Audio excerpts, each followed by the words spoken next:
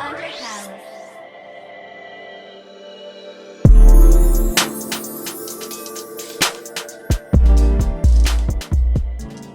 You are now tuned in to the Hawaiian Radio Show podcast hosted by your boy, Executive Z. And I got a special guest right here, Marlon. Marlon Events. Marlon, we out here at our food truck festival. You shut down the city, bro. This weekend went up. Saturday was crazy. Today is Sunday, so you know it's chill. Talk to me, man. What's up? I'm just happy to be out here. It's all black-owned food trucks, all black-owned vendors, trying to keep the money in the black community as long as we can. It's hot. I'm proud of black folks today because it's hot. You know, black folks, we really don't do heat. So to be out here braving this 90-plus degree temperature, I'm proud of us. But it's a lot of work, but it's worth it. Yes, sir. Yes, sir. So, you know, you do a lot of things in the city. You got our bar, you know what I'm saying? You got our kitchen, you know, you got our food truck festival. So tell us a little bit about that, our. So really, I wanted to start a culture of black people embracing who they are and doing things for us, kind of like the FUBU phase and how that blew up with Damon John. Gotcha. So like the regeneration of that, but as we grow, you know, there's no limit to what we can do as far as creativity. So we can have our own restaurants, we can have our own, you know, bars, we can have our own events. You know, we can have a lot of things. You know, I'm thinking about starting a lawn care service and calling it our lawn care service. Yes, sir. So just really embracing the our brand and accepting our blackness and sharing those gifts with the world. That's awesome, dog. I really like that our. That's significant. Just that word alone, our. So now that we've discovered that, talk to us and tell us a little bit about you, who you are, where you from, what inspired you. I'm a regular guy. I tell people all the time, like I'm just a concerned citizen that likes to do things for the community. I'm 32 from Cleveland, Ohio. Moved down here in All right, 216. 216. I was just up in Cleveland, man. Shaker Heights. Me too. I was at home last week, showed some love, and came right back. I never stay that long. Facts. I moved down here in 2006 to go to college, actually right up the street, and then I just never went back. Had a number of event jobs in different places, worked for the government, worked in IT, worked in nonprofit space, and you know, now, you know, in addition to the work I do outside of my 9 to 5, I work for the African American Male Wellness Agency. That's awesome, dog. I did not know that the African American Wellness Walk was something that you like founded, you know what I'm saying? And what brought together, I don't know the whole history of it, but I was up in Cleveland and I got a chance to go to one of the events, and now I'm sitting here with you, and like you're one of the lead coordinators of that whole thing, you know what I'm saying? So it's crazy. It's a lot. So I took this role January last year from a job I've been in for quite a time, and And I was like, you know, this is going to be a challenge. I said I didn't want to get back into the event space in a corporate environment. But I'm glad I did because, you know, it enabled me to do events like this, which, you know, I can say 2 years ago I might not be able to pull off.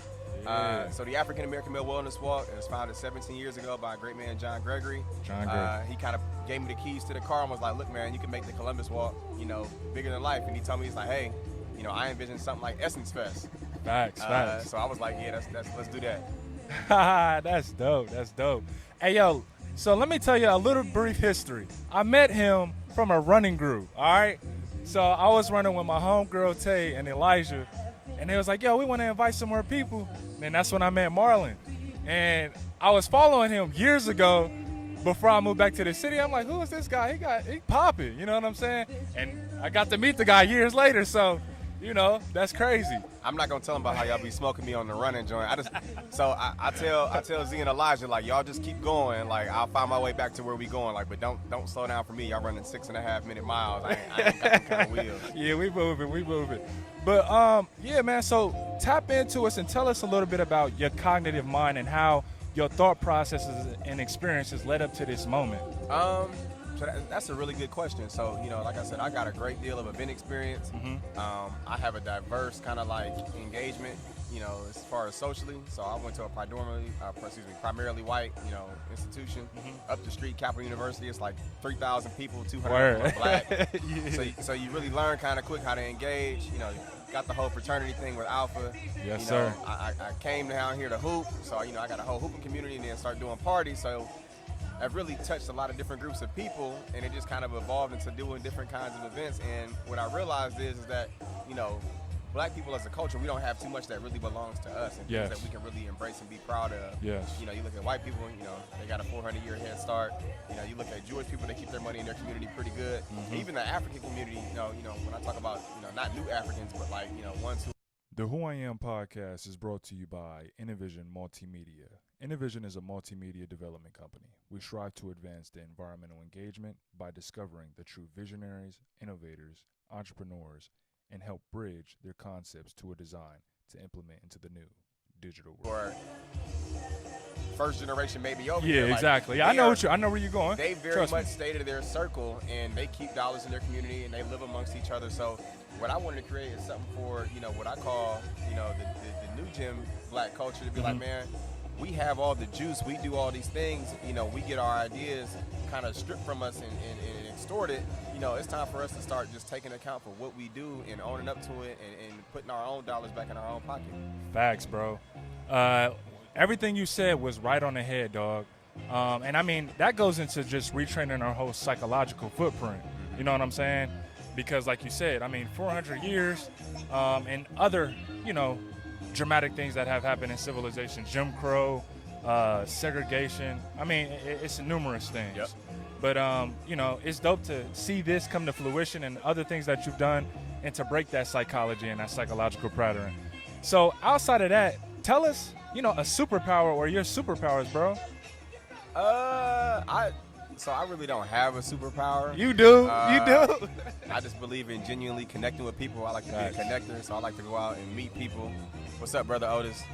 This is my OG O Sharp over here. Give me the stanky eye. Hey, you get on camera if you want. Look, he wants to be behind the scenes. He always grilling me. So I just like connecting people. I like, you know, providing a good time, you know, good experience for everybody. And it's really about putting on for other people, not really for yourself and what you get out of it. You know, if you do good by other people, it'll come back full circle to you. Yes, sir. Yes, sir. We show transcend all. Yes, sir. Right. Acts of service. Outside of that, so like we talked about psychology, what is your psychology to maneuvering in this industry as far as the entertainment, as far as the community outreach? Because I know there are a lot of psychological factors that play with this, and it's a lot of hard work. So tap into us about that. I mean, your thought process has really got to be like, you know, for me personally, what can we do that's different? What can we do that's kind of innovative? What can we do that is, you know, something that we as a people can be proud of, as opposed to just trying to say, you know, we're going to the booty club, we're going to do $5 before midnight, and we're going to make a whole bunch of money doing that. So I think we can evolve past that. I think we can, you know, tap into some of our own powers individually, because I believe that we as black people are the most creative people that there are. Yes, but sir. I think not at all times we're the most educated, or do we know how to navigate the room. And it's a big part of the game of being successful, is learning how to navigate room and navigate the system as it is. So yes, sir. Yes, sir. So that's navigating the room. That is very key. I will also pitch in on that. I would say exposure is a huge factor as well. Because if you expose, then you know how to navigate because you've already had this experience. Yep. You know what I'm saying? So, yeah, dog, I feel you on that. So what are some things within this year that you had to persevere through to get to where you are now? You know what I'm saying? Because I know the Rona here. So we got about 6 feet. Yeah. You know what I'm saying? I ain't blowing my spit on you. So, so talk to me about that, man. I mean, the Rona shut down a lot of things. And then you talk about, you know, the George Floyd situation and how that comes into play. And, you know, you talk about media spin and really deter from the situation that there is a lot of social injustice going on, and that we as black people continue to be oppressed today. And it's not something that's going to change overnight, but it's something that we can start to change internally. So I would definitely put that on us. But it's just a grind. Like 2020 has been a hell of a year for a lot of people. I mean, we're in month 7, and I think everybody's kind of looking towards the finish line. Like, yo, get 2020 up out of here. Yes, sir. But you know, I think all in all, like if we can persevere through this, we can adapt to change. You know, there's brighter days ahead. Got you. So outside of that, I got a huge question. This is loaded. So what triggered your mindset not to just be a voice, but to learn to implement strategies and to be a true advocate for the community? That's a good question. So, like I said, working for the African American Male Wellness Agency has really sharpened my skill set. Okay. As far as how to interact with people, you know, how to figure out what their wants and needs are, and also to understand that the power that we have to be able to build community. Yes, sir. So people like to amass audience. So, when I realized that there are things that are going on, but I have the voice of people, and I have a voice that can be heard, and I don't need a middleman. Yes, sir. Yes, we got things like YouTube, we got things like podcasts where we can go direct to consumer, and we can get a message out. So I've never considered myself like a, what was it, a civil rights activist or anything like that. Got you. But it was something that was like, bro, like, you start working on projects and learn project management, you learn to say, okay, like, here's my long-term goal. How do we go about executing that? Exactly. And not everybody knows how to do those things. So there's a lot of shouters, people who come out and shout and say, we want this, we want that. But when we talk about execution, there's very few people who execute on that plan. So I told myself, even with this, I was like, man, we can just get it done one time. Like, we can make it happen. So, today, this is going to be over in about an hour and a half. But, just the art of execution and learning these things, and that, you have a voice, you can do a lot of stuff. Yes, sir. Yes, sir. So with this event, what sensation did you want to create for people? That way they can always remember this, because this is something that's ingrained in me to experience this in Columbus, Ohio, bro. Yep. So I wanted them to be proud of who they are, or who we are as black people. Yes, sir. That we don't need to go to, we have power within our own community to do a lot. And we don't always have to go looking for a handout or, running into people outside of our culture to get things done. And we can do things on our own and be quite successful at it. Also, I want people to realize that, we have a lot of talented people in our community, and we need to keep those dollars in that community to help these people succeed and continue to push the culture forward. So, the Jewish dollar stays in their community 18 times. Yes, sir. Yeah, the black dollar stays in our community for an average of 6 minutes. Yeah. So that's a big difference when you're looking at 18 circulations versus opposed to 6 minutes. And what you're saying that's because it's certain things that we don't control. So we have no choice but to go spend our dollars elsewhere. So I was on Broad Street driving down just earlier today, and I seen Walk in Your Hood. I'm feeling that, dog. Like, that's some real stuff. And by doing that, you get to see people engaged in communities that, were never really engaged in and not really awoke. Yep. So with that concept alone, bro, I really rock with that. Talk to me a little bit about that. So that was a concept we came out with. The African American Male Wellness Walk last year was our biggest year. The first year I was working on the project, we did 30,000 people. 30,000. 30,000 people at our walk. We did 4,500 free health screenings for black men, so that's a big part. Yes. Staying healthy, providing services for our black men to keep us alive and strong.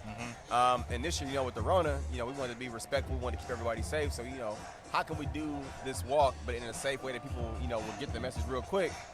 And so we were in the meeting, I was like, yo, got some people walking your hood, like, walking your hood. And it kind of spurred out. People was like, yeah, I like that, like, walking your hood. We've changed it to walking your hood, so we're not as ebonic right now. Yeah, I get what you're saying. But, people get the idea when you say walking your hood, Columbus is a very prideful city, much like other cities. So you got, you got East Haven people, you got your Southfield people, you got your North Side people. So when you say that, walking your hood, people get a different sense of pride. So hopefully they take that sense of pride and they go act upon it by walking. Exactly. And what's crazy, Columbus, Cleveland, and Cincinnati, like, that's some of the the biggest black populations in Ohio. So I want to see that expand. I'm really liking that concept because that gives structure to the community, a sense of guidance. You know what I'm saying? Exactly. So dog. Outside of that, what are some future projects and big things you have coming on? Because this right now, I look at things as quarters. There's 4 quarters in a year. You know what I'm saying? We have first quarter. People had to adjust. Yep. Now we're in second quarter. Third quarter about to roll up. So, I'm trying to, what's going on? My bad. We in third quarter. Isn't that? We're in third quarter. We're in July. Third quarter. You're right. 7, 8, 9, 10, 11, 12. We're in third quarter. We've got some different. I can't divulge everything. No, I understand. But we were working on a Black Men's Empowerment Conference. That's something that we were working on prior to the coronavirus. Yeah. We thought about doing it as a virtual conference, but I think there's a lot more power in engaging Black men personally. So we'll figure out how to do that in a safe space. I'm tapping in, bro. So, hey. Get me on there. I'm working with you, dog. I'm trying to tune in. Yeah, we're working on a new. This will probably launch in like September, but our creative. We put it out there a little bit. Okay. It's creative services, just for there's a lot of value in the black community and the black dollar, and people want us to come spend their money with them, but they don't know how to always message to us or how to garner our audience in an appropriate way. You look at Gap, we're doing like the whole blackface store with a Gucci or whoever. Yep. There should have been somebody black in the room to be like, yo, like that's not cool at all. So you know, we're going to offer some consulting and creative services, video services. I'm sure Facts, you're going to get out here and do that. For sure. But just really how to navigate those spaces and let them know, like, you know, we do have a voice, we do have an audience, but, you know, we want to make sure that the message that we're trying to communicate is done in an effective and appropriate way. And with that being said, we are powerful and we are not helpless. Right. And I feel like a lot of times people feel helpless and powerless. And I had this conversation with Dontavius, and he was saying, what stops us a lot. That's my guy. Yeah, what stops us a lot is our risk capital. Yep. That's the biggest things that stops us in our communities. And that's something that we have to take back by being all money in and circulating that dollar in our community. But, man, look, I don't want to take up too much of your time. I know the event's still going on. You got to wrap it up. I appreciate you. My guy, Z. Yes, sir. All love. Yes, love. Hopefully we can have this again next year, and I think you're going to be a title sponsor next year. Yes. My guy, Hey. I appreciate you. 06 to the bros, man. 06 to the good bros. Yes, sir. All right, dog. My guy. That was dope. Yeah, for sure it was. That was dope.